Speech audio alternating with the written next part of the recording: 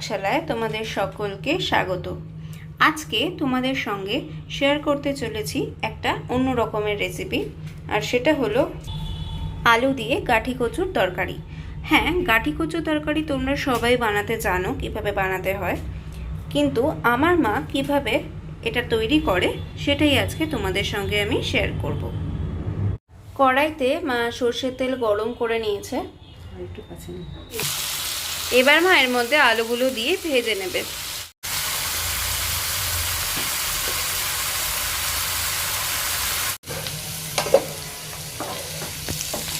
দেখো আলুগুলো ভাজা হয়ে গেছে।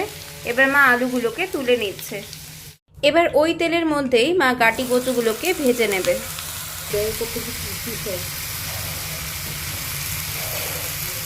ভাজা হয়ে গেছে, এবার মা এটাকে তুলে নেবে। এবার মা কড়াইতে আরো কিছুটা তেল দিয়ে নিচ্ছে। তেলটা এবার গরম হয়ে এসেছে। এবার মা এর মধ্যে দিয়ে দিচ্ছে হাফ টিস্পুন মতো জিরে। জিরেটা হালকা ভাজা হয়ে এলে মা এর মধ্যে দিয়ে দিচ্ছে টুকরো করে কেটে রাখা দুটো পেঁয়াজ কুচি, গোটা 5-6টা কাঁচা লঙ্কা আর একটা টমেটো। দেখো পেঁয়াজ লঙ্কাগুলো বেশ নরম হয়ে গেছে আর টমেটোটাও একটু গলে গলে মতো এসেছে। এবার মা এর মধ্যে দিয়ে দেবে 2 টেবিল চামচ আদা রসুন বাটা।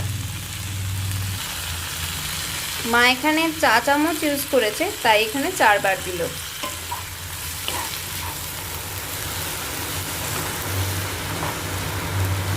এবার মা এর মধ্যে দিয়ে দেবে পরিমাণ মতো হলুদ গুঁড়ো।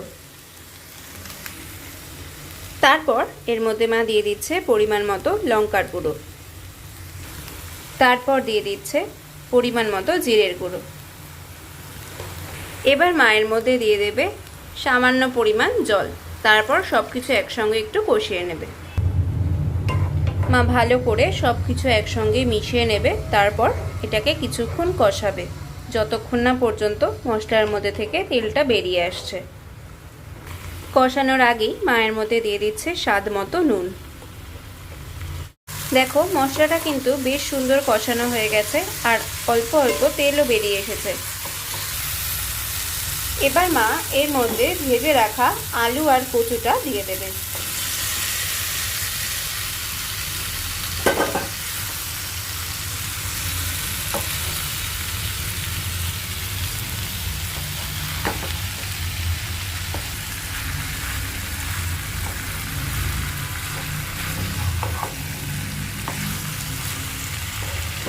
মশলাটা ভালো করে আলু আর কচুর সঙ্গে মিশিয়ে নেওয়া হয়ে গিয়েছে।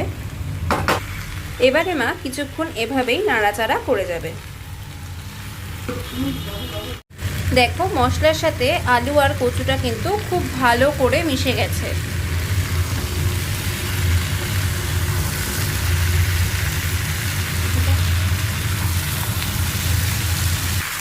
এবার মা এর মধ্যে দিয়ে দেবে পরিমাণ মতো জল।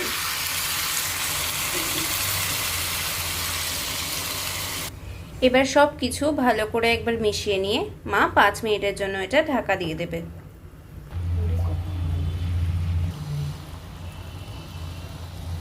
ফিরে আসছে এবার 5 মিনিট পর। দেখো এবার আমাদের তরকারিটা কিন্তু একদম তৈরি হয়ে গেছে। মা এখানে স্বাদের ব্যালেন্সের জন্য সামান্য চিনি অ্যাড করে দিয়েছে।